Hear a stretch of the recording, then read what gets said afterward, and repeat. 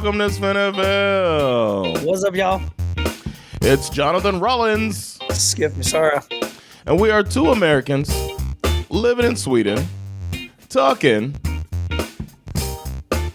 about football.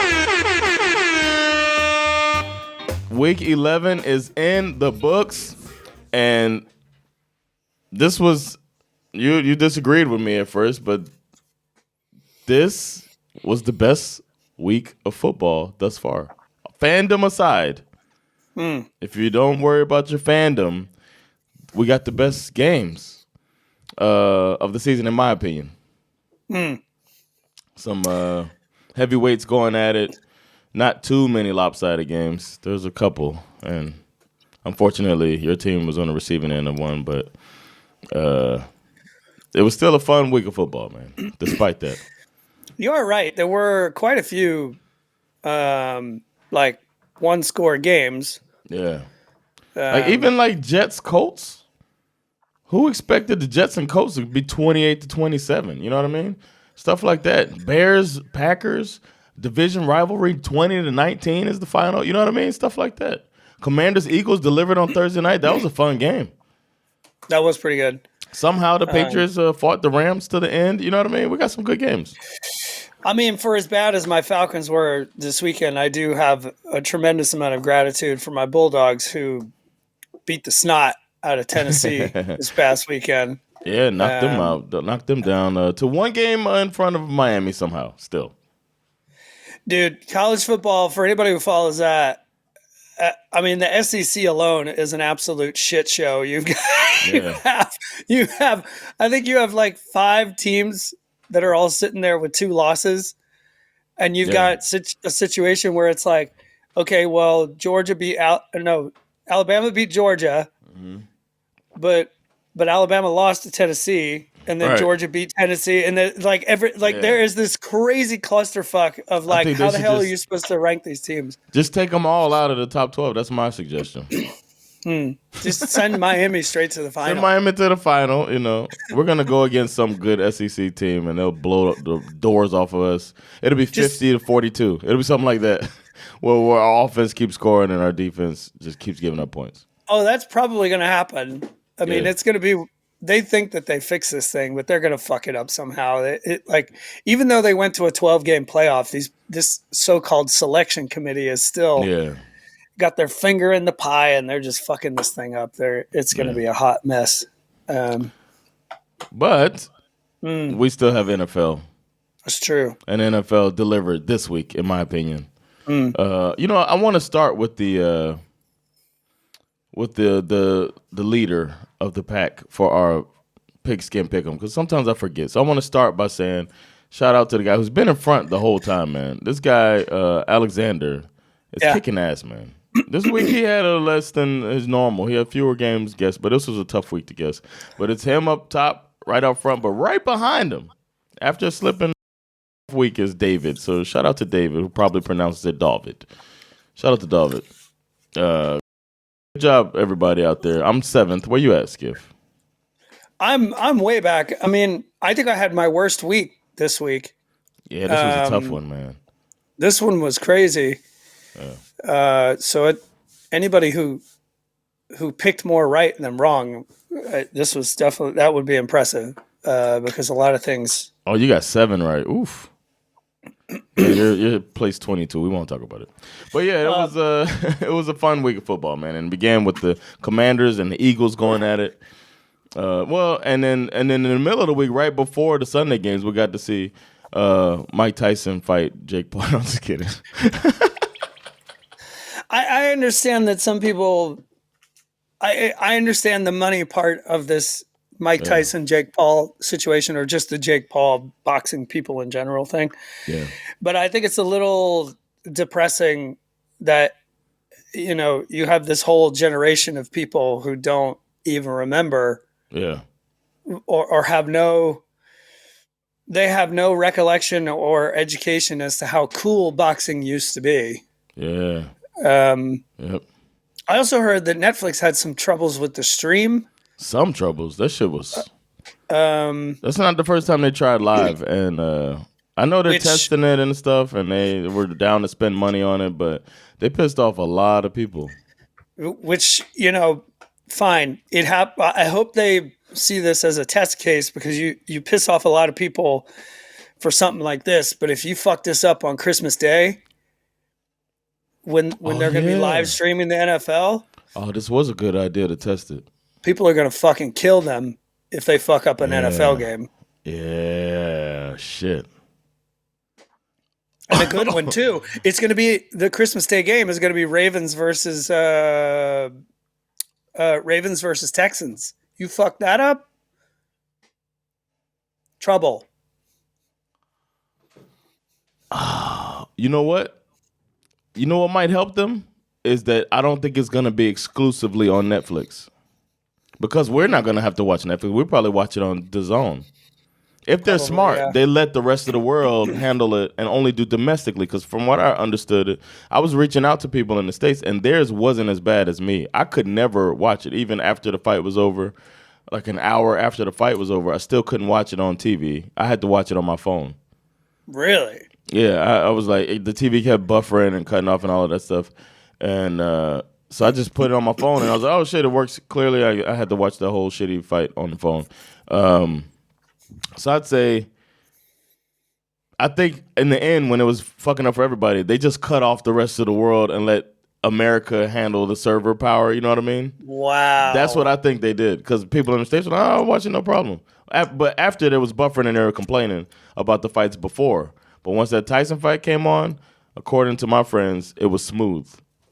But for me, it was impossible to watch live. That's interesting. Yeah, so I think if they're only stateside, I think they can handle it and let DAZN handle it here, whoever handles it in Asia, you know what I mean? Or whatever deals they have, let them handle it, and Netflix do domestic. Wow. That's what I would say. That's and we've never led the NFL wrong. No. Yeah, so that's a good point, man. I'm glad I was messing around bringing up that fight, but I'm glad we got to this point, because I forgot about the Christmas game. Mm-hmm. Man, you're doing your field reporting great, Schif. Shout out to you, true. man. I'm out here. I'm boots on the ground, bro. Boots on the fucking ground.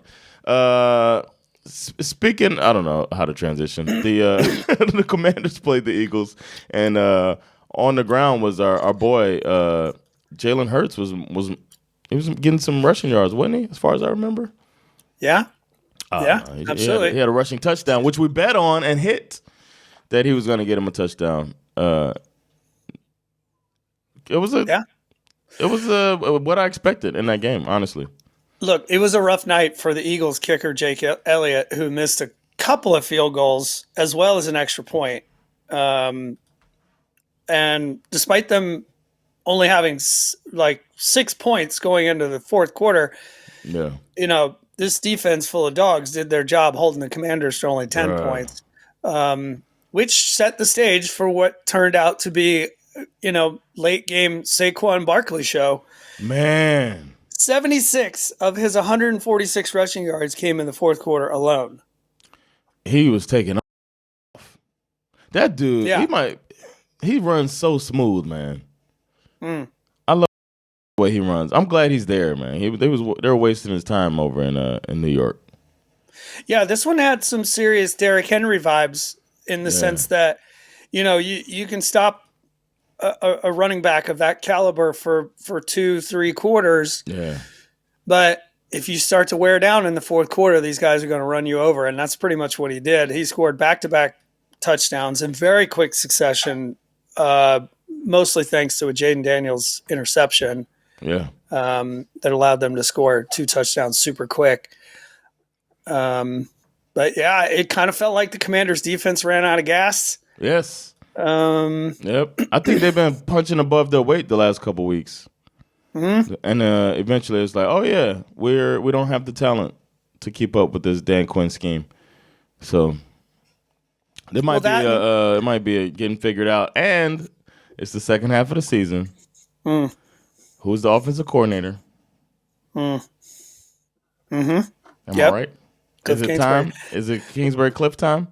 Well, it'll be interesting to see, because I think, look, we've all really enjoyed watching this ascension of Jaden Daniels, but it is quite common that, you got a guy who comes into the league and catches everybody off guard.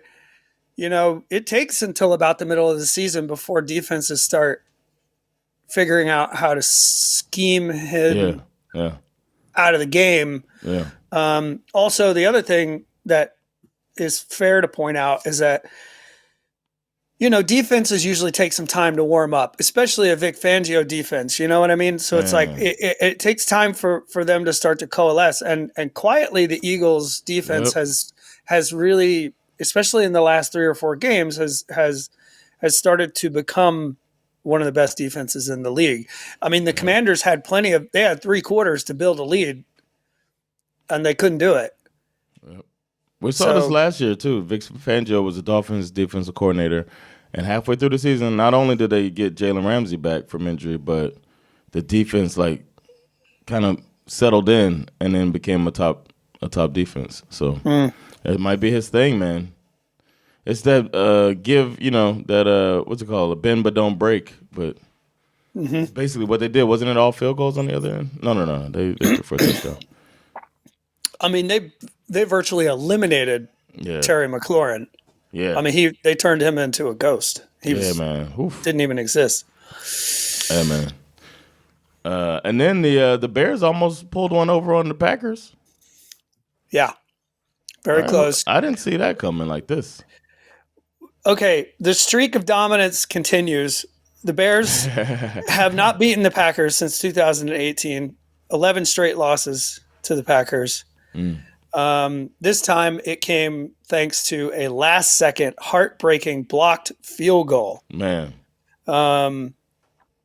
This was a back-and-forth affair where both defenses played pretty well. Jordan Love throwing a red zone interception. Come on. Yep. It gets frustrating. The Bears had the Packers right where they wanted them after forcing them to turn the ball over on downs in the fourth quarter, and they were up 19-14.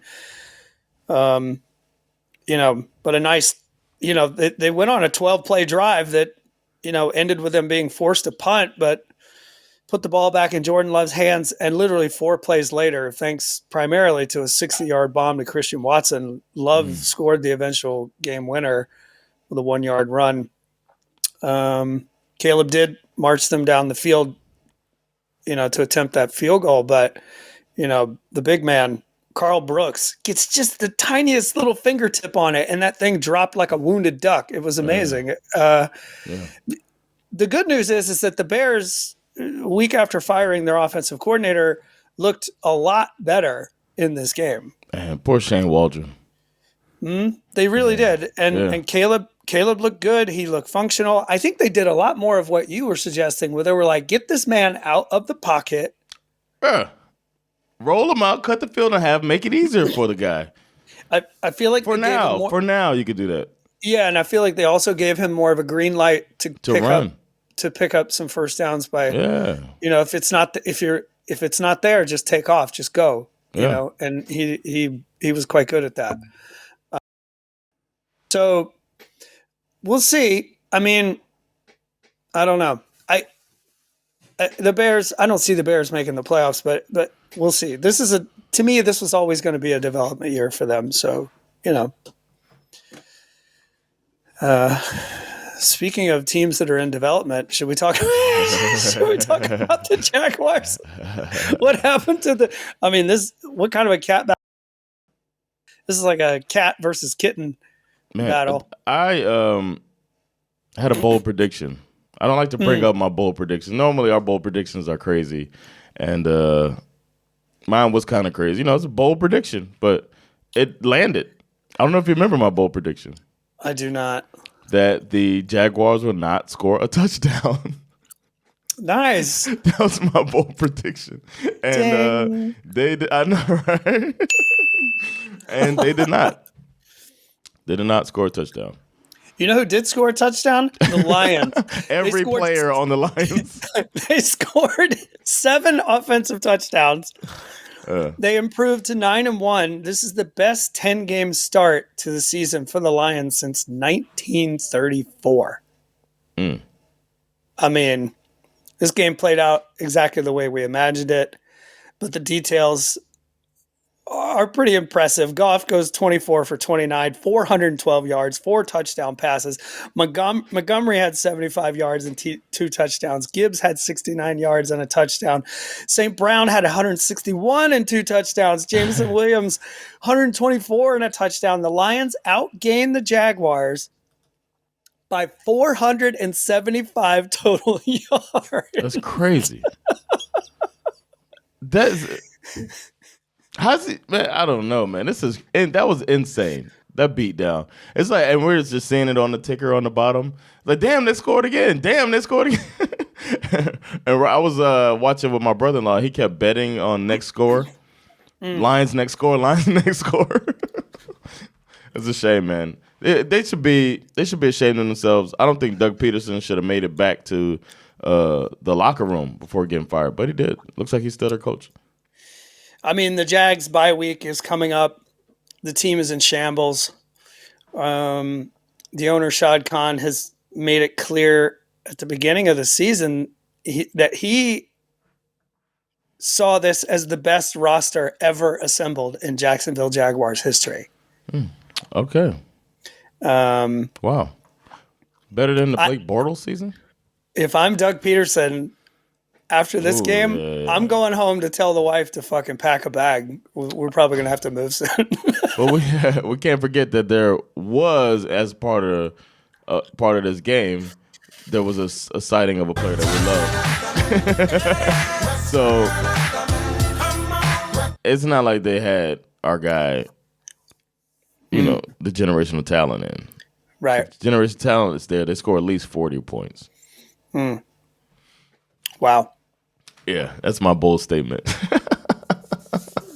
So, I don't know, man. I feel bad. That's a bold statement. Speaking of generational talents, let's talk about Will Levis, shall we? Yes. Oh, my God. Your boy. You are trash! Oh, God. Vikings win 23-13. I mean, putting up 295 yards on the Vikings defense, there's nothing to sniff at. But look, there were moments in this game where Will Levis made this look kind of interesting, okay? Yeah. Especially that, most of it came from that 98-yard touchdown pass to Nick Westbrook-Akine.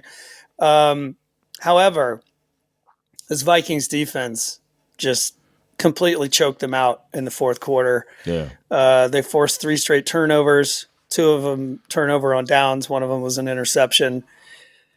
With a defense like that, Sam Darnold can afford to have a fairly average day. Not bad, not great, but, to be clear, the game was on him, okay? Because Aaron Jones and the Vikings run game did very little to help the offense. Yeah. So, I mean, it needed to happen because of Sam Darnold, not in spite of him. Yeah. Because we're starting – I'm starting to feel a little – He's looking a little sus to me. Yeah, definitely. But, this is exactly the kind of game they needed, the kind of team they needed to face. Yeah. And they're still 8-2, man. Exactly. I mean, they are right on the heels of the Lions, so anything can Lions happen. can't slip up, man. Nope. No room for error. That's enough of that game. You know what I mean? Agreed. Yeah. Enough of that. Let's talk about a team that's on the rise. They got that groove. They got that groove back. They got their groove back. You know what annoys me is this narrative, like that the Dolphins have figured it out type of thing, instead of their quarterback missed 5 games. It's like, what are they acting like it's just like they lost their starting quarterback and backup quarterback got injured. What did you expect? And now he's back. He's got a couple games under his belt. And Tua's looking good. And this is a different I was mad at Mike McDaniel because of him not adjusting. And I realized in this game, I guess I was looking for – he was dealing with a third-string quarterback. He was dealing with a quarterback off the street, basically, with Huntley. And now I see that they have a whole different philosophy, it seems. He has adjusted to defense's adjustments. Watching this game, I thought that. But then again, it is the Raiders. But the Raiders did what every team's been doing, try to take away the middle of the field. And the Dolphins, instead of this quick strike, big play offense, were doing sustained drives. There were 3 drives of 8 minutes or more in this game where they just milked it and just death by 1,000 paper cuts type of drives and ending them with touchdowns.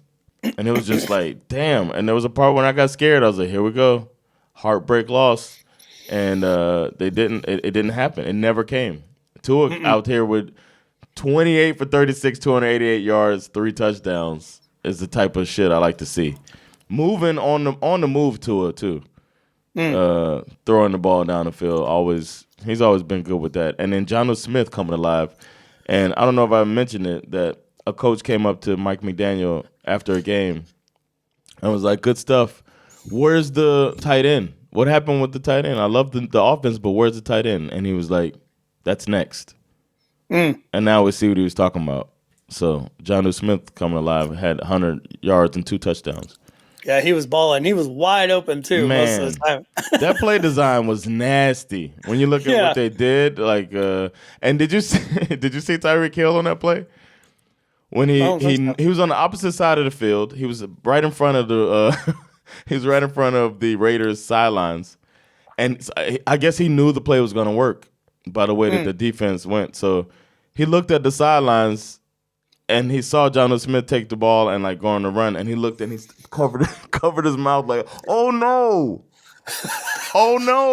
we got us. He's just looking around like, I can't believe this happened. It was hilarious. And they look pissed. He was right in front of Antonio Pierce. They just look like, fuck you, man. He's like, oh my God, is that Tyreek Hill? No, it's the other guy. I was the decoy. Oh no, it's a touchdown. It was so great.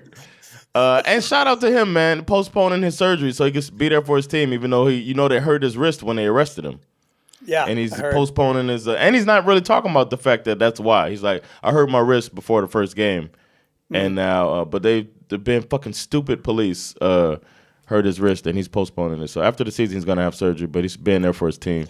After the season, he's gonna have surgery, and he's gonna sue the ever living shit out of the Miami-Dade County Police Department. He's like, I don't need football anymore. I need these taxpayer dollars. He's gonna get all his taxes back. Yeah, man, they are gonna be all over his dick to try to get him not to sue them. Speaking of all over his dick, Drake Maye had the announcers slob knobbing. I thought a Georgia Bulldog had scored multiple touchdowns, and you were commenting on it because these motherfuckers. I told myself, I said, you know what? I'm gonna watch this Drake Maye stuff. You know, I listen to Bill Simmons. He's a big Patriots fan, and he's talking about how he's so happy about Drake Maye, blah blah blah. And then I went to watch the game. Drake Maye does look good. You know, I'm not throwing the fool's gold thing out there again. I don't need more years of that shit of trying to live that down. Josh Allen sucks. But Drake Maye looks good. But he also looks like a rookie quarterback. You know, he makes his mistakes and stuff. They were acting like every single thing. I was like, come on, man. That's not fair to him. But they play well against the Rams. Matthew Stafford playing against Drake Maye, you would think they would say, this is a Hall of Fame quarterback. Let's pump the brakes on the Drake Maye slob knobbing. But no, Matthew Stafford had 295 yards, 4 touchdowns, no interceptions when Drake Maye did throw a pick. And, you know. I mean, I think these announcers, if they proved anything in this game, is that, announcers, they are capable of sucking 2 dicks at the same time. You know what I mean? Because they were all over Stafford, too. Who's earning it? You know, like you said, Stafford earned it. I mean, some of these throws, the way he is able to he had that one touchdown. I forget who he threw it to. I think it was the one to Colby Parkinson where it was like kind of a fadeaway lob pass where he just drops it right in the bucket. And I mean, he had Puka 123 yards and a touchdown. Kupp had 106 yards and 2 touchdowns. You know what I'm tired of though? Puka Nacua. Bro, we know. The stuff. What part are you tired of? I'm tired of the Puka Nacua. Every time, like Tyreek Hill does this a bit too. They get hurt after every play, but then they come back. It's like, bro, we get it. It was tough. But you're going to be all right. It's football. Nakua like rolls over in pain after every other play. Stop it, bro. Sorry, man. I think it comes with the territory of the way he plays the game. Of being Gen Z? Yeah.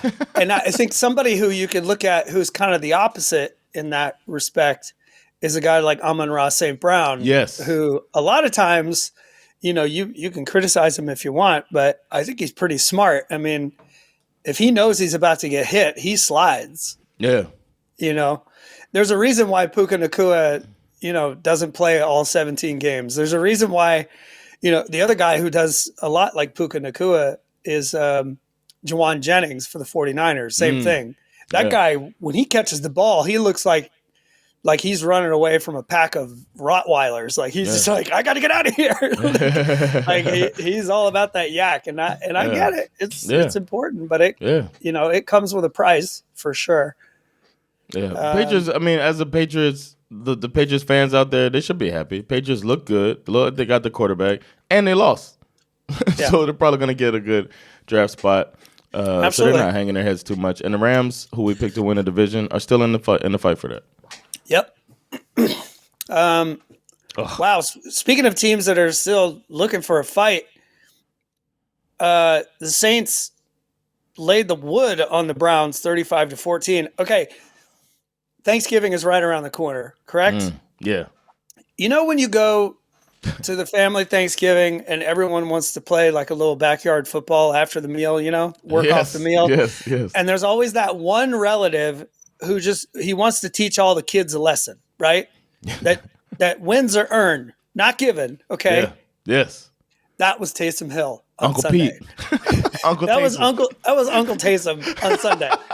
We had an Uncle Taysom sighting. This motherfucker, out of nowhere, 138 yards rushing, 3 touchdowns, 50 yards receiving. He also threw a couple of passes. I think he also threw a pick. This guy had the weirdest day. It's like Uncle Taysom. Relax. Don't hurt him, Uncle Taysom. And Jameis Winston, stop sucking the turkey juice off your fingers, Jameis. And it's funny because Jameis Winston threw for just under 400 yards, 2 touchdowns, no picks, and somehow they only scored 14 points. That's insane. Sadly, look, I'm obviously happy that my man, former Bulldog Nick Chubb, is back, but you know as well as I do that it usually takes a year. You never really bet on the guy the year that he comes back from a terrible knee injury. We've seen this so many times with running backs. Saquon Barkley. Yep. So they couldn't run the ball. Kamara had a decent game, but honestly, they didn't even really need him because Taysom Hill was just doing everything. We couldn't do diddly poo offensively. We couldn't make a first down. We couldn't run the ball. The Browns also let Marquez Valdez-Scantling loose for another massive 71-yard touchdown. I mean, the Browns D has not been very impressive this year compared to what they were last year.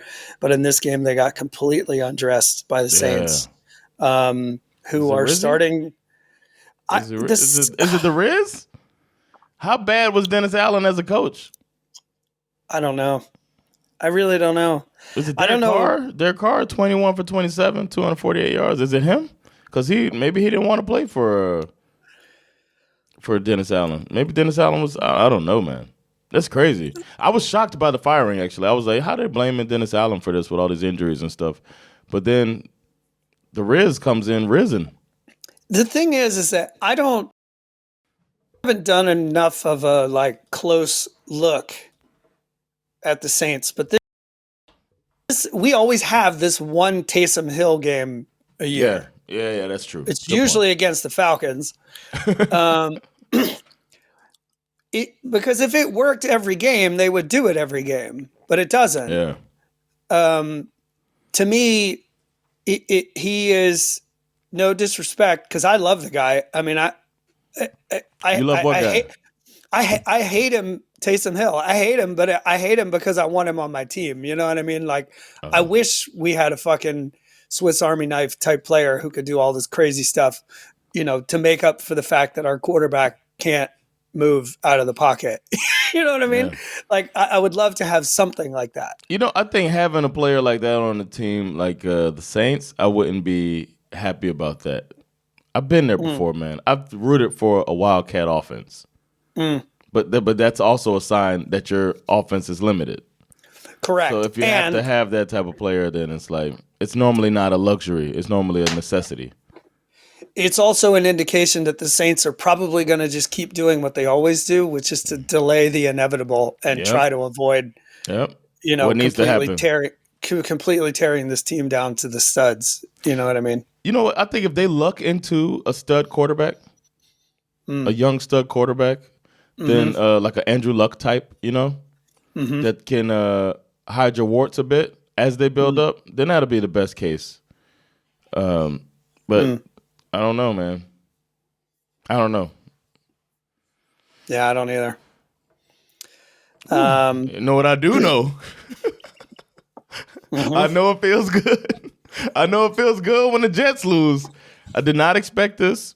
I even I picked the Jets to win this game, even though I despised them as a team. But they lost to Anthony Richardson-led Colts team, 27-28. It was one of the good games of the weekend. A lot of the good games. But Richardson went 20 for 30. That's 75. Was it 67%? 272 yards and a touchdown, no picks. I was like, what? Excuse me? Yeah. Yep. He had two rushing touchdowns as well, including the game winner. Almost 100 more yards than Aaron Rodgers. Yeah. That being said, Ron. Yeah. Where are you? It's easy to overlook that some of these amazing catches that the Colts receivers made in this game. Yeah. I mean, they're great catches, right? But they're happening because he continues to kind of overthrow the ball. Yes.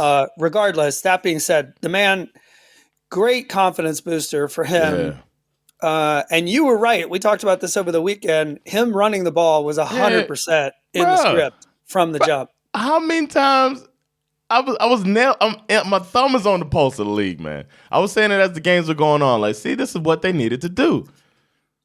That's what you do, man. Lean into it, man. The guy runs it 10 times. He should not run less than 8 times in a game. And he gave a safety the business when he ran for one of those touchdowns, one of his 2 touchdowns. And the final touchdown, it was like the most obvious he's going to run to the left that I've ever seen. Mm-hmm. Yeah, it was nuts.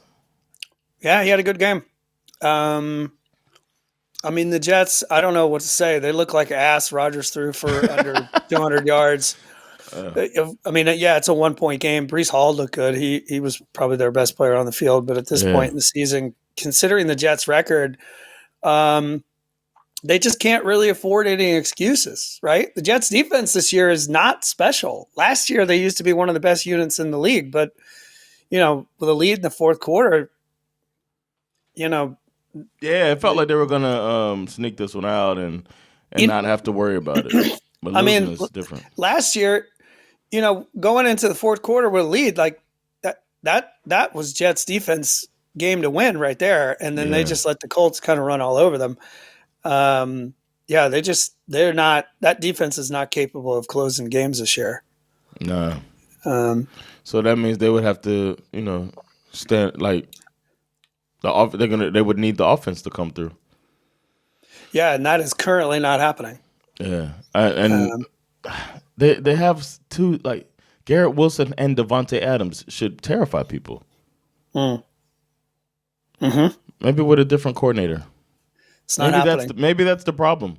Maybe firing the defensive coach wasn't the issue, and making the defensive coordinator the new coach. Maybe the best thing to do was make Nathaniel Hackett the head coach so that he doesn't have to do the offensive coordinator stuff anymore. Let this offensive coordinator guy do that and keep Ulbrich as the defensive coordinator. I don't know. I mean, but you make an interesting point because the Jets defense has has gotten worse since they took the defensive coordinator away from doing his job. Yeah. So I don't know. It's the Jets. It's a poorly run organization. They have no fucking clue what they're doing. And as we've said many times before, I think the other problem is like maybe you don't let your 40-something-year-old quarterback be your de facto GM. Maybe that's not a good idea. Yeah, it's like they didn't see the Tyson fight. Exactly. Sometimes people get old. Speaking of getting old, you know what's getting old is Falcons letting my best friend down. All right. Well, okay. Hold on a second. Before we get to that, you skipped like game of the week. Was it Ravens Steelers? Did I skip that? You skipped Ravens Steelers. I'm so sorry, man. I have my things off. And I feel like I need to start by apologizing because I, for whatever reason, man, Schif, you know how much I cussed you out. I cussed you out. I cussed you out in front of my brother-in-law, and he was like, "Man, I thought that was your guy." I was like, "You know what? Sometimes you got to get mad at your friends." I feel like I've had a pretty good run, and there always comes, week after week. I feel like I've had some pretty good insight. Yeah. But for some reason this week in the pigskin pick'em, I didn't do well, and some of my betting advice was just atrocious. I don't know what I was thinking that an NFC North battle of this nature was going to be some sort of a barn burner, because as we said off mic before we started, this was more like a bare knuckle fist fight in a fucking dive bar parking lot. Very defensive battle. Yes. Multiple Justin Tucker missed field goals wound up being a big deal in this game. On the other side, you got the Steelers scoring exclusively by way of 6 Chris Boswell field goals. Neither quarterback played very well. Both teams struggled to run the ball. The Ravens D played better than expected, to be honest. Yeah. And they kept the Steelers out of the end zone, so that's good. But the offense had 2 fumbles and an interception in this game. You know what? I actually think – can I tell you when I think that this game was over? When? The first play of the game. Oh, shit. First play of the game. Okay. Derrick Henry fumbled the ball. Okay. I felt like that was the moment where Tomlin was like, oh, yeah, I know who he is, but that's not happening today. We're not here for that. We are not here to get cooked by Derrick Henry. No. We know what you want to do, and it's not going to happen. We're not going to let that happen. First play of the game, he fumbles the ball. I was like, oof. That was the moment I also knew that this was not my score prediction, or my bet was like, I was like, oh shit, I've done something horribly wrong. I felt it immediately when he fumbled the ball. I was like, uh-oh.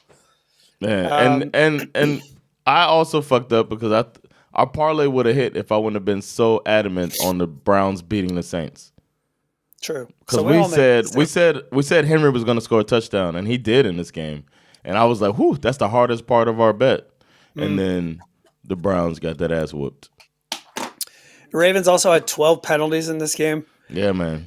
That's not good. This is the second time this year that the Steelers have won a game with only field goals. The other Talk one about a good ass defense. The other one coming against my Falcons, of course. And I'm honestly starting to think that Mike Tomlin should be a lock for Coach of the Year. Bruh, I was going to say that. I was waiting on my time to say that. But yes, I agree. We are obviously a very pro-Tomlin pod. Yes. But if you look at it objectively, what he has done based on what he has and the expectations coming into the year, I don't see any other coach who I feel deserves it more. Agreed. Easily. Actually, there's one coach that's close. We'll talk about him later. But yeah, the one I think is going to win it, actually, Coach of the Year. I don't think they'll give it to Tomlin, even though he should. Nobody predicted them to be 8-2 right now. Nobody predicted when he switched quarterbacks that it would be still a functioning locker room and all that stuff. A quarterback who won 3 games in a row. And he's like, all right, thank you for your service. Nobody predicted that except for him. And it's working. Everything he's doing is working this year. He's finding cameras and winking at them and giving them thumbs up and shit.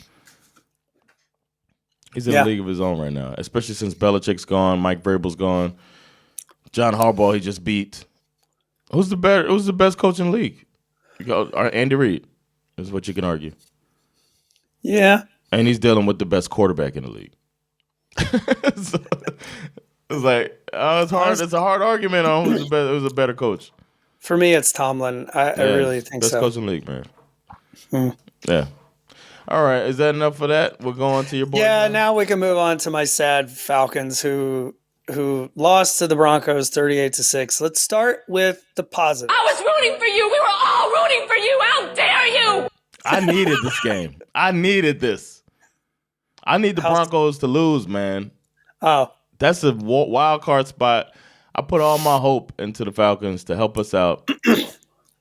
I need Broncos and Chargers and Bengals to lose. So Chargers kind of helped me out beating the Bengals, but come on, Falcons. Let's start with the positives. Okay, now we're done. Oh, I'm sorry.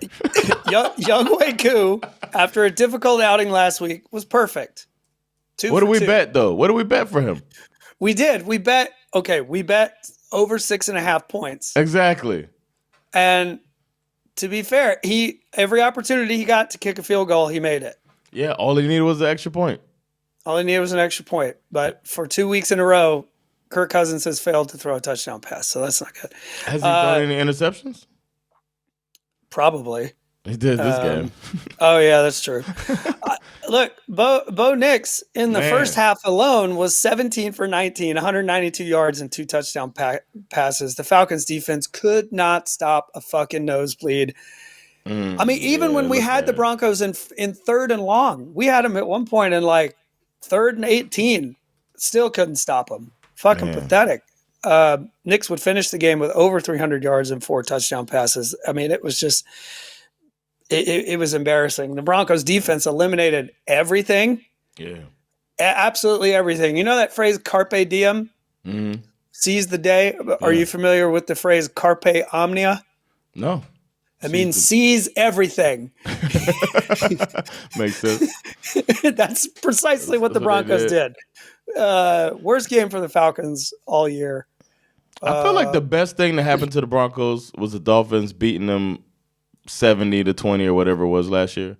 They haven't looked back since that loss and have been a really, really good defense. And I thought Vance Joseph was going to get fired mid-season after that. And he just stuck with it, buckled down, and now the Broncos are they're coming for you every week, man. Yeah. And as far as the Falcons are concerned, I'm starting to be a little concerned that they may be one of those fraud teams, one of those teams that like weird fluky team that does really well in the first half and then starts to kind of fall off a cliff in the second half. Like I said, 2 straight weeks, no touchdown passes for Kirk Cousins. Honestly, our bye couldn't have come at a better time. I don't know. I don't know what else to say about them. Your next game is the Chargers. That's going to be tough. That's another really staunch defense. And then the Vikings, another good-ass defense. And then you play the Falcons. You play the Raiders. Well, Giants. I wish we could. I think we could beat the Falcons. If the Falcons could just play the Falcons, I think we'd be great. You play the Raiders and Giants. That should be 2. You got Raiders, Giants, and Panthers after that with the Commanders sprinkled in there. The reality is this. The Tampa Bay Buccaneers, to me, despite the fact that they don't have as good a record, feel like a better football team. So I'm sitting here thinking to myself, I don't see – it will not surprise me at all if the Bucs sneak up on us and take this division because that's the only way to make it into the playoffs through the NFC South. You're not going to make a wild card spot. You're going to be 9-8 probably, at least. Yeah, we do have the 2 – we have the 2 wins. We've got a great division record, and we do have 2 wins over the Bucs, so that helps. But I wouldn't be surprised if the Bucs came back and went on a tear. They play Giants, Panthers, Raiders. Their schedule is so easy. Then they play Chargers, Cowboys, Panthers again, and then Saints in the final week. Saints will probably be in spoiler mode, so that's good. But or the Saints might be fighting for a division. You never know. Saints could be scrapping it out. So it's not like a walkover, but man, playing the Panthers twice, they haven't gotten them yet. The rejuvenated Panthers with their newfound Bryce Young. Panthers could beat them twice. No, I'm just kidding. They got the best player in the league. I'm really rooting for y'all though, man. But they got to get it together. How you feeling about Raheem Morris? I mean, I'm not a very reactionary, person when it comes to the coaching situation. Especially it's the first year. What I'm a little more, I'm actually maybe a little more concerned about, I forget his name now, but the offensive coordinator, it's Zach something. I don't know. I forget his name. Anyway, I'm slightly underwhelmed. Yeah. Zach Robinson. Zach Robinson. I'm slightly underwhelmed by the play design. I'm slightly underwhelmed by the choice of plays at the moment when they've been chosen, things like that. I just not really sure. And I'm also, I'm not going to lie. It's Kirk Cousins really cannot move. Like he really cannot, if you cannot protect him, he's going to get sacked. There's none of this like, okay, let me squeak outside of the pocket. It's not happening. He's not going outside of the pocket. I saw Michael Penix. Why was he in the game? Because we were getting beat 38-6. Okay. So it wasn't an injury thing. Okay. No. All right, he went 2 for 4, so that's good. Is what it is. Then we got Seahawks 49ers, another good game. Yep, 20-17. Seahawks get the dub. Yeah. Much better defensive performance from the Seahawks. This game was 6-7 at the halftime. Yeah. When I went to bed, I was thinking it would just be a matter of time before the 49ers would, turn it on and run away with it. But as Kyle Shanahan tends to do, he stewed in his inarguable genius as he let another game slip away thanks to a late 13-yard game-winning touchdown scramble by Geno Smith, leaving only 12 seconds on the clock. Neither team looked great. This was a real dogfight. Speaking of dogs fighting, I mean, you even had Kenneth Canine Walker getting into an actual fight with some of the 49ers at one point in the first half. It's kind of, these West Coast teams, it's kind of easy to forget. These teams hate each other. Yeah, they do. Like, they really, really hate each other. All 4 of them. They just, fuck you. Yeah. And especially the Seahawks fans, like, because the 49ers usually beat the Seahawks. Yeah.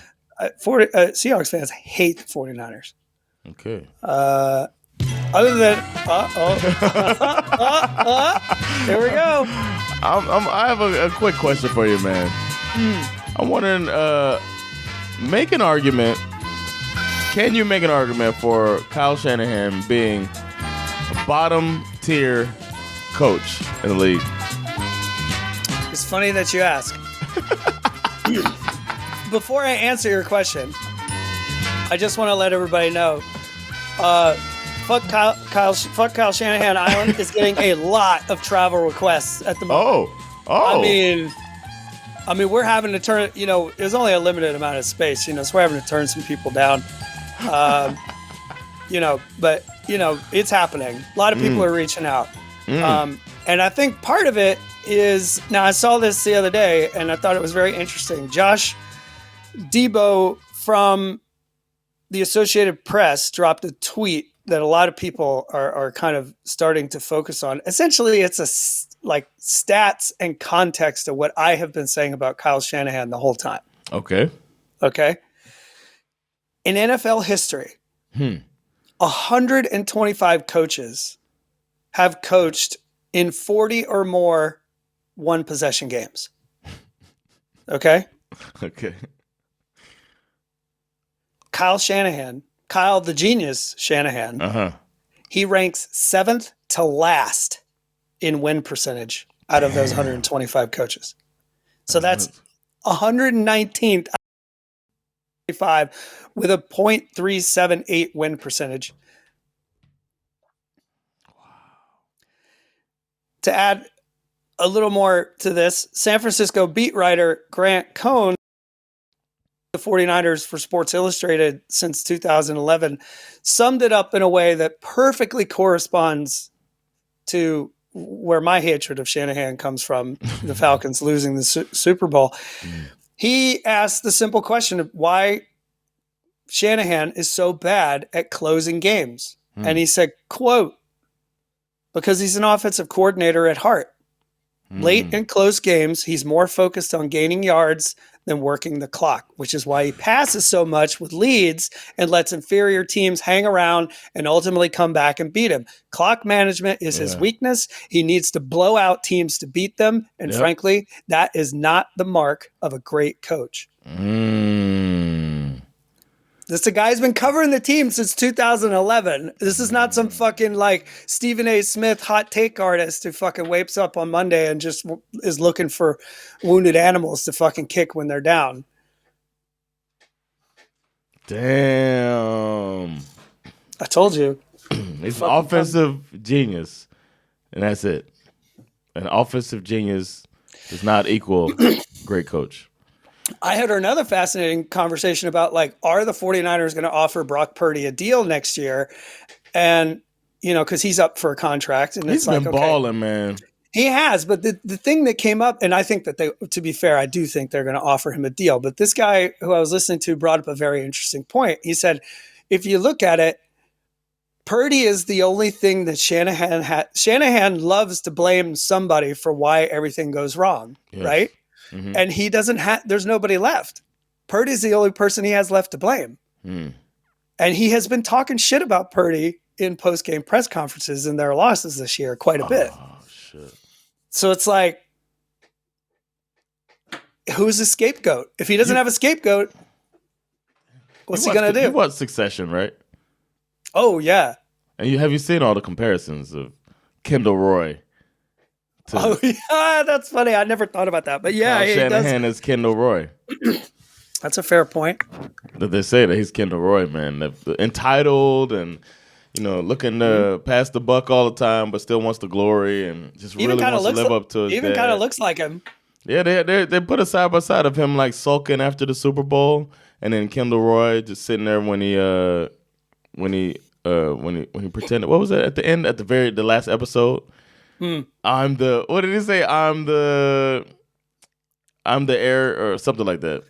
Yeah. I forget. You know what I mean? That last scene when they're in there and he starts and he's like, he killed a guy or whatever. Great final thing. Oh, it's fucking great. I'm the namesake or some shit. I forget. Yeah, but that's I knew you had a strong feeling about that, and it's so crazy that we just assume that they're gonna be winning or whatever. Like we just kind of crown them every year, but we knew it. We didn't think they would win this division. We thought there'd be a bit of a Super Bowl hangover, and him firing Steve Wilkes said a lot about him. And I got a bad taste in my mouth after that. And the offense this year is just not very cohesive. Like, obviously, they've just gotten McCaffrey back. He is not in football shape. You can see it, right? I don't give a fuck how good he was last year. He's not ready to play. And Debo looks like a shell of himself for most of the year, especially since he got pneumonia a couple weeks ago. I mean, Jawan Jennings is essentially the best player on the team. It's like, well, besides Brock Purdy, but it's like if you let your defense stay in a familiar system with a familiar coach, you wouldn't have to worry about that this year. But now they're trying to learn all of this new defensive stuff from the new defensive coordinator. And it's like you're making it harder on yourself just to avoid taking any blame. Kendall.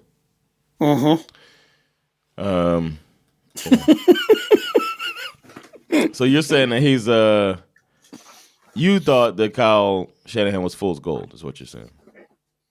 Yeah, absolutely.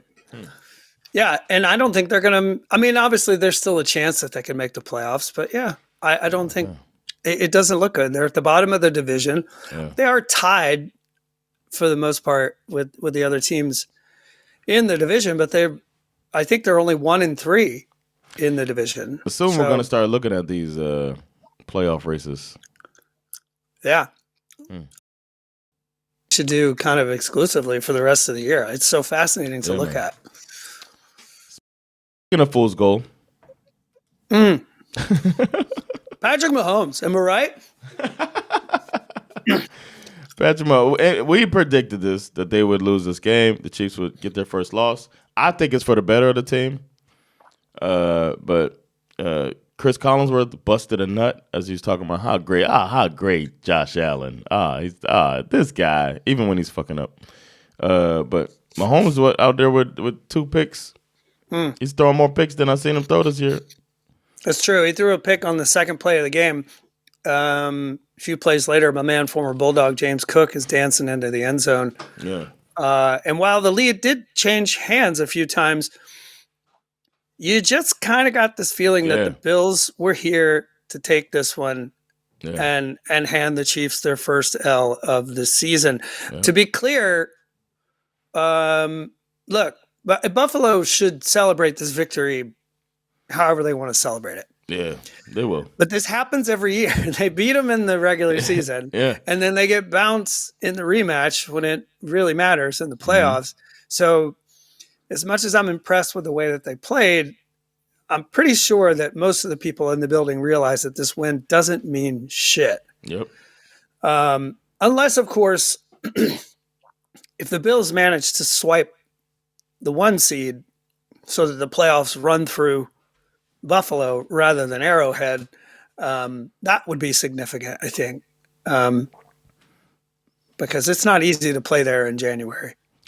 Did it feel like the Chiefs were tinkering around with stuff? Or the Bills were out here trying to fucking nail this game, and the Chiefs were like, let's see. I felt like Andy Reid was like experimenting.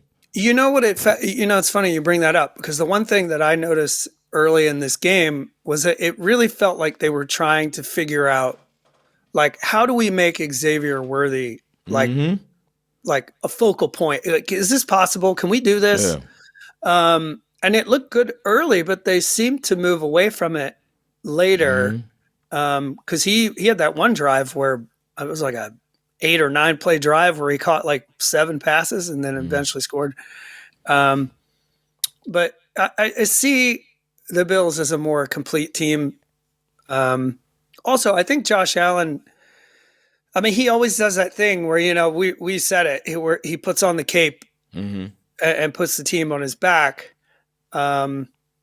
He clearly seems more healthy. Like Mahomes doesn't look completely healthy to me when he runs.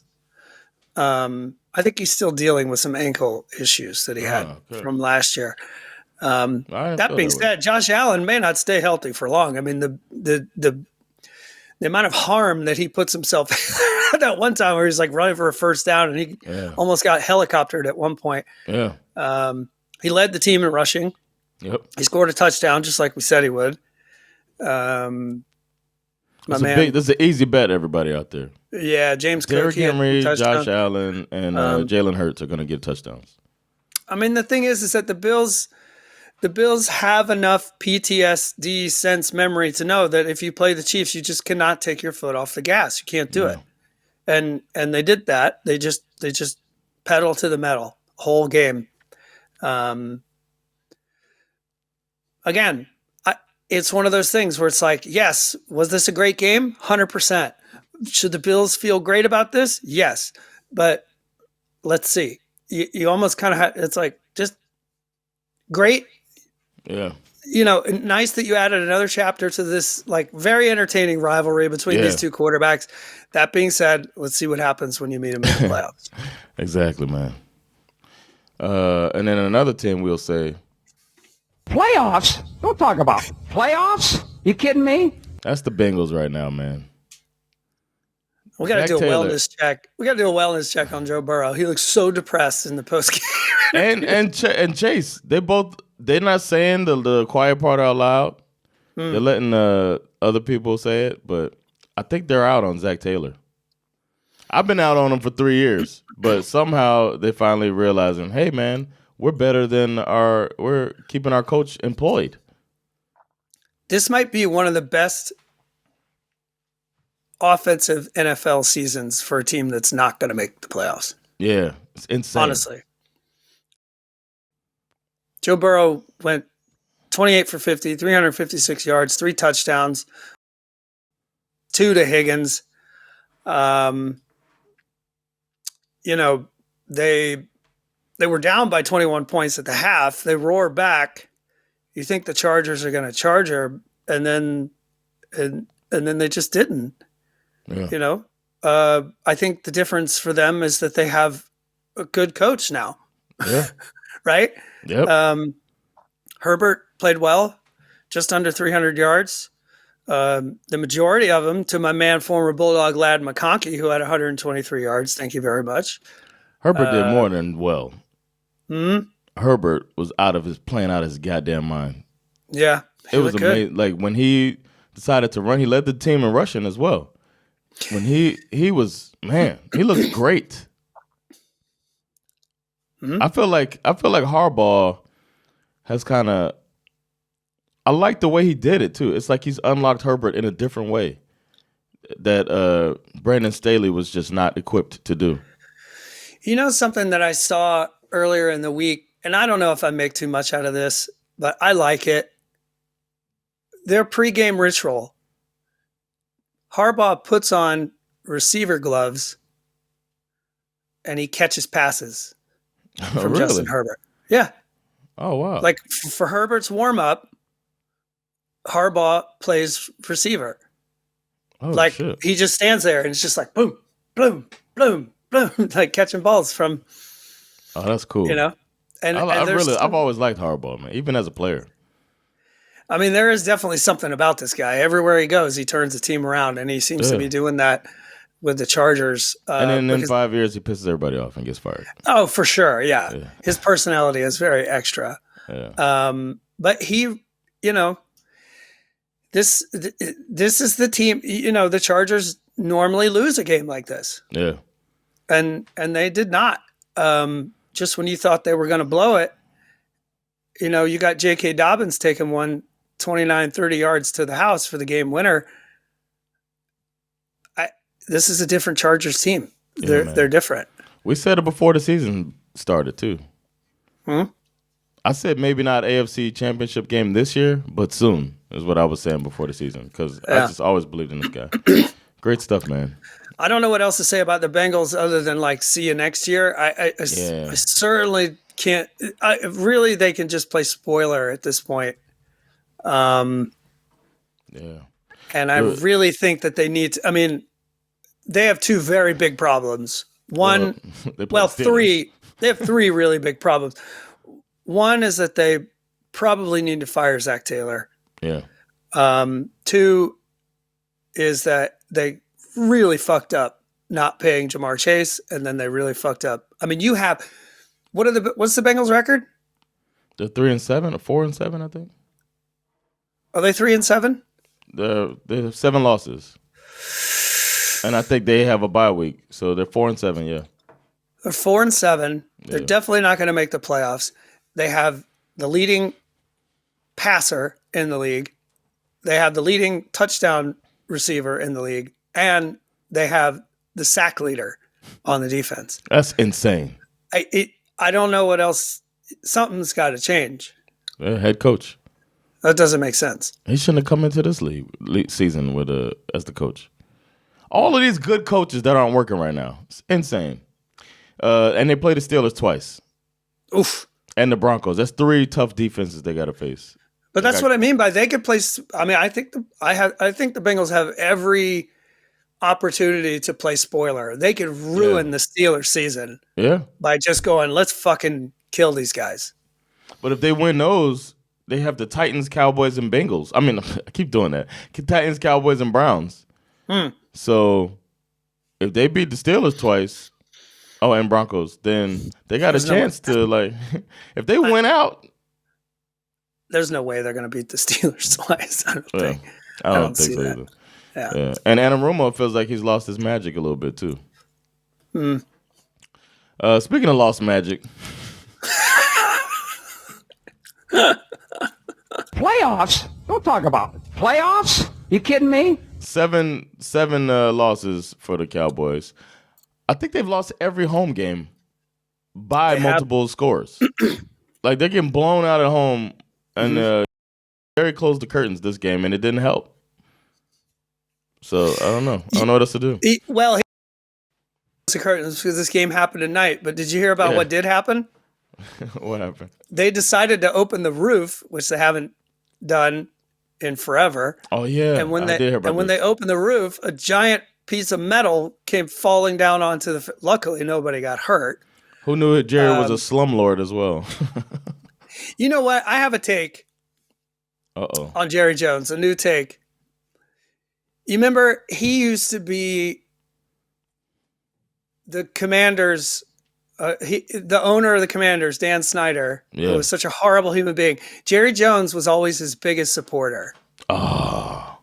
And I think the reason why Jerry Jones was such a big supporter of Dan Snyder is that he realized if that guy's gone, everyone's going to know I'm the worst owner in the league. Oh, it's just time to get him out of here, man. Yeah. That's the shit's falling from the sky. Like, there was literally the sky is falling. Exactly. A sky is falling moment for the Cowboys when they got that ass whooped by the Texans, who don't even seem to be that formidable right now. Yeah, 34-10 was the final score. And like you, what was the stat that I heard? I heard the same thing that you heard. I think it's the first time in NFL history where a team has trailed by more than 20 points in 6 straight home games. Wow. Yeah, it's pretty bad. Stroud was fine, but honestly, it was just all they needed was Joe Mixon to win this game. He had 109 yards and 3 touchdowns. He just ran all over the Cowboys defense. Yeah. And it seemed like they were game to lose too. Like the Texans were like, "Hey, we don't really need this." You know, they were just playing like they're going through the motions.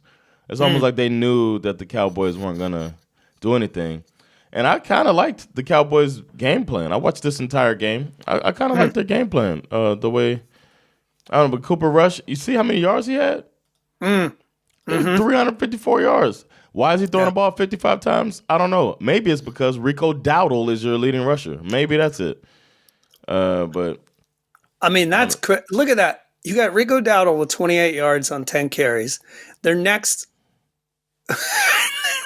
one is CeeDee Lamb. No, they have Deuce Vaughn as well. Deuce Vaughn. Yeah. Zeke. I mean, they have. Yeah.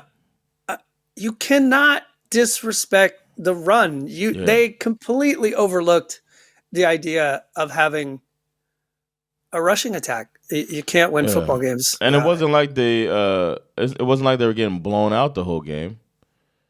At the half, it's 17-10. And the Texans, it was some questionable coaching too in that game.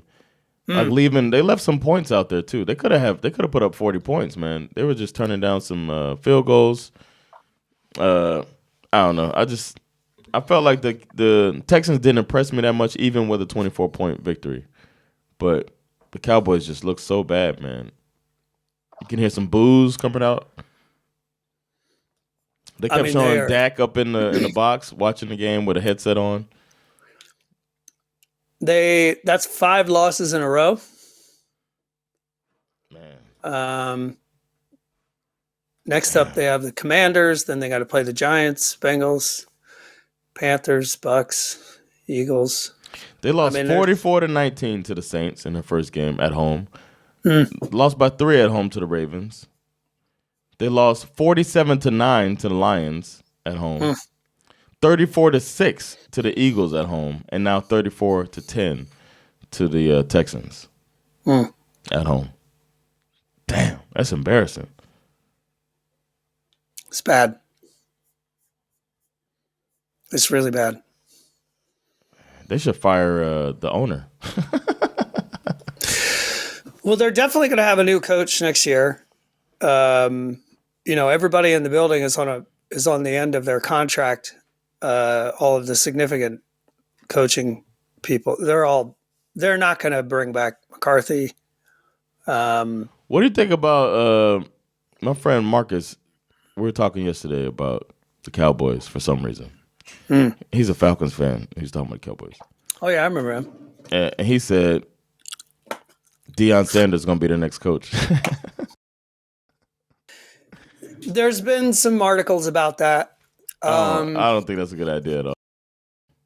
I think it's a terrible idea. I don't disagree that they might try to do that because that's what Jerry Jones does.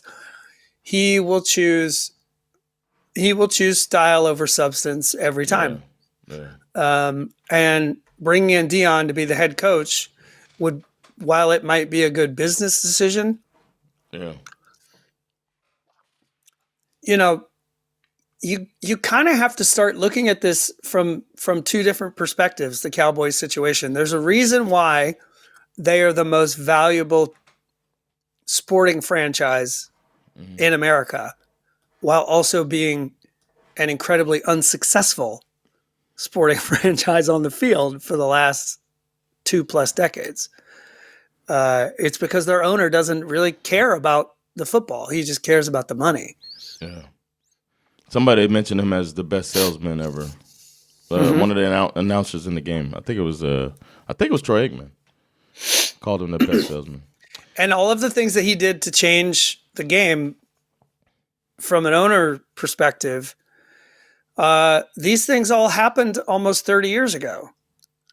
Yeah. And he still walks right. And when you ask him, and people do, when people ask him, like, yeah, okay, we get that, but what about now? He gets offended. Yeah, like, well, now what As happened if- out then. Which is great, but You ain't got that's them not without it how. now. But that's not how it works. You know what I No. mean? It's like your team and your business are two different things.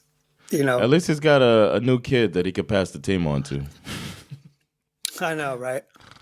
MVP. I couldn't tell you my MVP. My real MVP this week. Justin Herbert. Huh? We thought at the beginning of the season that Jim Harbaugh was going to tuck away old Justin so that he could 1990 smash mouth it up all year. And the season started out like that for sure, but these last few weeks, the Chargers have been unleashing the actual long-haired generational talent of Justin Herbert, who's out there, and this past week he put it all together. He leads the team in rushes. Of course, he leads the team in passing. He's out there throwing it around and not throwing picks and not putting the team in jeopardy. He looked like a real threat. And this week, I feel like Justin Herbert, man. You the real MVP. That's a good call. I'm going to go with the unstoppable Taysom Hill, 188 total all-purpose yards and 3 touchdowns. I said it already. I hate him so much because I wish I had him on my team. He's a freak, and he's my Week 11 MVP. You the real MVP. All right. Who's your trash? It could easily be the Falcons, but I think it's got to be the Jags. This team is so bad right now, and the roster is such a mess that even when they do fire Doug Peterson, because they will at some point, I can't think of a lot of coaches who are going to want to have anything to do with this job. Yeah. I mean, somebody will do it. Urban Meyer. It's going to be somebody from the B list, Yeah. and you're going to have to overpay him to do it. Because this team is starting to look like a complete teardown. 2024 Jags. That's my trash. You are trash. Plug your ears, Skip. No, I'm ready. I can take it. All right. I'm going to say my trash this week. It's Kirk Cousins, man. You like that? You like that? No, Kirk. We do not like that. Nope. He didn't pass the eye, ear, nose, or mouth test this week. I can't give him anything. He's been a player I've liked for his entire career. I mean, I like that he sticks with his whole Christian thing, and that works out for him.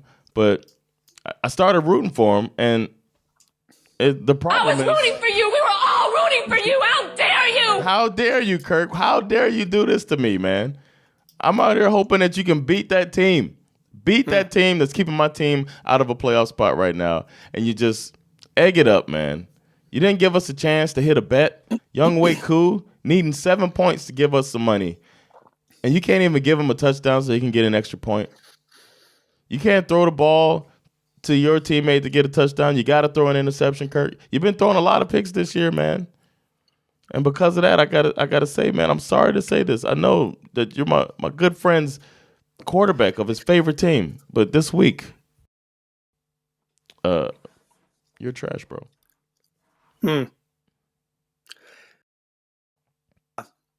It's I'm getting to the point where Kirk Cousins,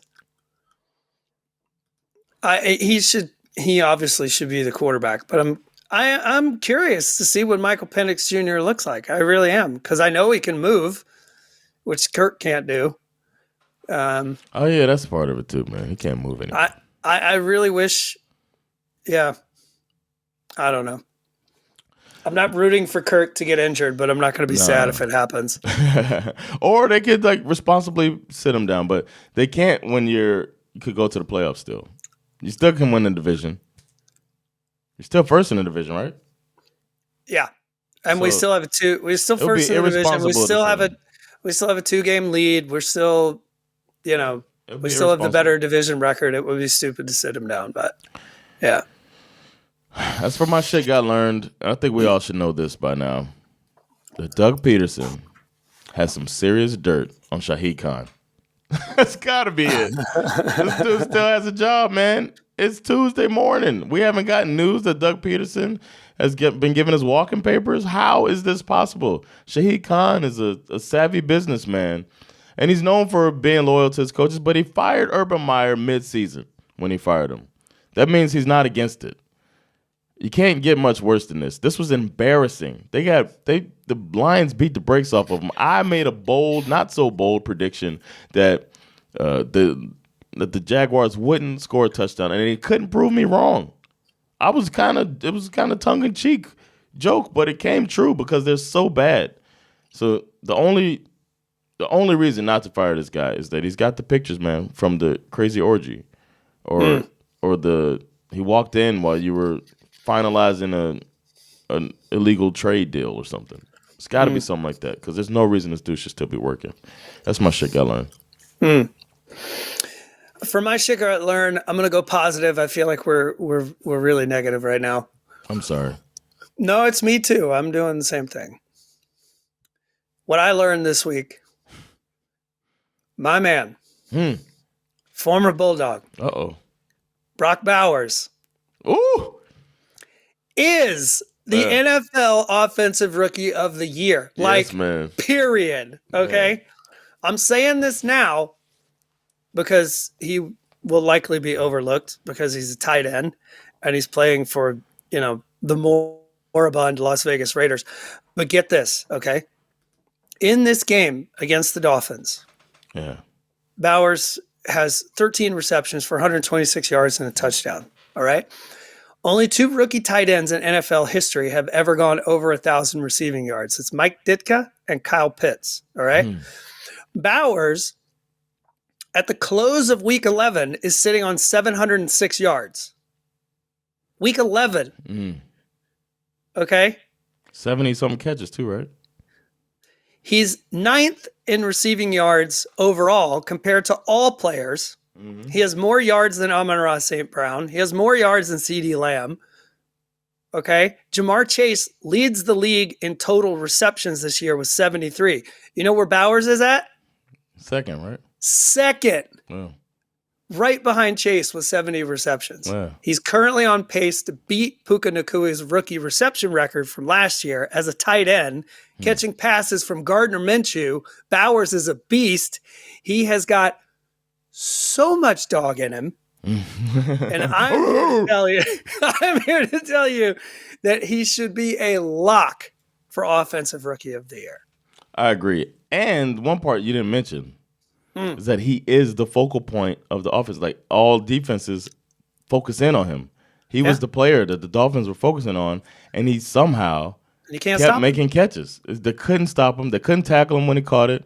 The touchdown he made, it was not just a touchdown. He caught it, threw a defender off into the third row of the stands, and then ran into the end zone.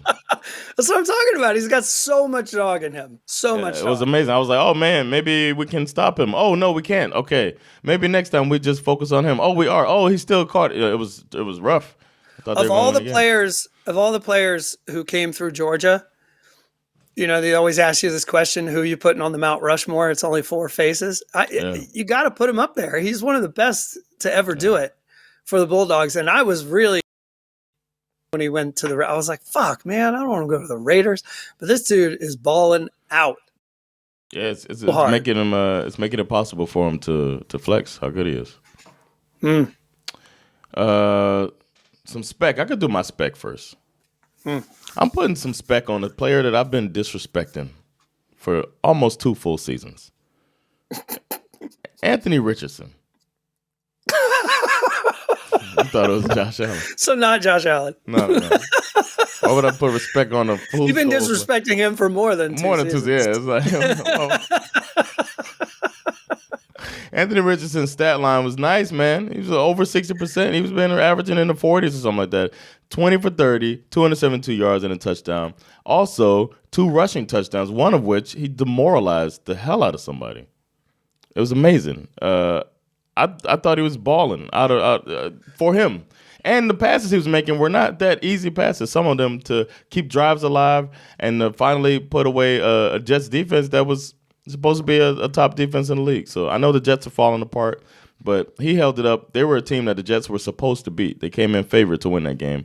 And Anthony Richardson did not let him down, did not throw any picks, and generated 3 scores of his own. So I got to say that he should be telling people. Put some respect on my name. Also, I got an honorable mention I want to show. Can I throw in an honorable mention? Of course. I got an honorable mention based on one play and one play only. And I want to show this play to our viewers of this. Because this shit was nasty. It was nasty. Can you see it? Yeah. Got the great block. Did you see this guy, number 70? Swift foot race. Yes. Touchdown, Chicago. I didn't see that. I don't know. This guy Jones, man. Benito Jones. He laid that motherfucker out. Watch this That block. was an absolute Comes around and pulls. kill shot. Boom! Just destroys this guy. Spring Swift. I mean, this is what the Windy City needs. Oh, my God. That type of power, physicality, get your back in space. And I feel like I can see Tom Brady's erection from space on that one. that was wasn't that Greg? I thought that was. Oh, that wasn't Brady. Oh, that was Greg Olsen. Yeah, Olsen is Brady. Yeah, their voice sounds so similar that it's annoying because Brady's the worst and Olsen's the best. They do that. They're talking but yelling at the same time. Yeah, I think that was him. I thought Brady did a different game. I don't know. Yeah, you're right. Brady did the 49ers, I think. I apologize to Greg Olsen. Yeah, Greg Olsen's the best. I could be wrong. That was a hell of a block. Yeah, so I was gonna make him, but then I had to give my props to Anthony Richardson. So he was my honorable mention for put some Speck because he came out of nowhere with that. For my Speck, I'm gonna go with a man. He knows you're writing him letters, but he continues to see no need to write you back. Mr. Geno Smith did not play a flawless game. He didn't throw for the most yards, but staring down the barrel of a potential lost season, he accessed that inner dog in him, despite the fact that he did not attend nor is from the state of Georgia. And he snatched that victory away from the 49ers and the boy genius who leads them. I just love this dude. I love him. I love Geno. He never gives up. I feel like he's been doubted for most of his life. Some of it is his own damn fault. I think he knows that. But now is now. And this particular now, Geno ain't about to roll over and quit. So for that, I got to put some Speck on this man's name. Put some respect on my name. Yeah, man. They wrote me off. I ain't right back, though. Can't forget that. No, sir. Nobody's writing back. That was fun. This is a longer episode than normal, but it was a lot, man. It was a great week of football. What can I say? I have a different. Who's your scariest team in the AFC? Oh, shit. Thank you, Schif. I forgot to say that. I'm glad you asked that. Because I'm going Steelers. Yo, me too. I was thinking about this. I was like, it's not the Bills and it's not the Chiefs. It is the Steelers. Out of nowhere, they're the scariest team in the AFC. I feel like you can't ignore this anymore. It's like there's only one team. My criteria is simple. Which team do I not want to play this week? Mm-hmm. It's got to be the Steelers. Yeah, they got Rainbow Rush activated. They got one of the top 5 defense in the league, so you're not putting up a bunch of points on them. And they got the best coach in the league. Mm. They're looking like, man. NFC is still the Lions for me, but AFC, it's got to be Steelers. I'm glad you brought that up. Yeah, Lions, because I have it written down here, Steelers. Forgot to look at that. Man, watch out, y'all. Watch out, y'all. Man. Oh, there's a horn. Oh, shit. When you hear that horn, that means either something great's about to happen or something fantastic has happened already. And with that, that's been this episode of SveNFL, man. Thank y'all for listening. We'll be back to talk about the Week 12 games. It's been Jonathan Rollins. Schif Mazzara. With SveNFL. Peace. Ready, y'all.